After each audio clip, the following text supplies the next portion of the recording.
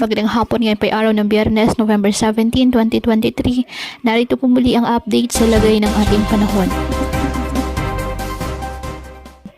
Ayon po sa Pag-asa, nagpapaulan ngayon sa ilang bahagi ng ating bansa ang Tarafo extension ng binabantayang low pressure area na kung saan inaasahang papasok na ng ating Philippine Area of Responsibility ngayong araw. At patuloy pa rin na minomonitor ang posibilidad na maging bagyo muli ito. At kapag naging bagyo habang nasa loob ng ating PAR, ipapangalan itong bagyong kabayan ng Pag-asa. Mag-ingat po tayo sa mga posibilidad ng mga pagbaha at pag-uho ng lupa dulot po ng mga pag-ulan.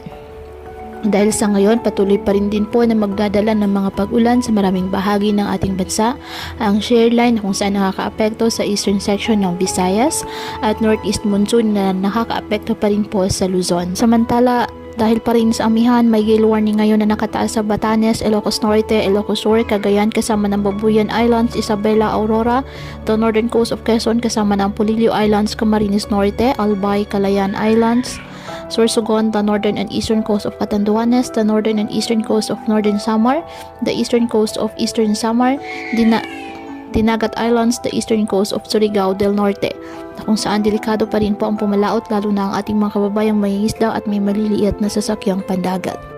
Ngayong araw, asahan ng mga pag-ulan dyan sa Bicol Region, Northern Samar, Eastern Samar, Caraga, Davao de Oro, Davao Oriental, Palawan, Basilan, Sulu at Tawi-Tawi na dulot po ng shear line at ng trough ng low pressure area.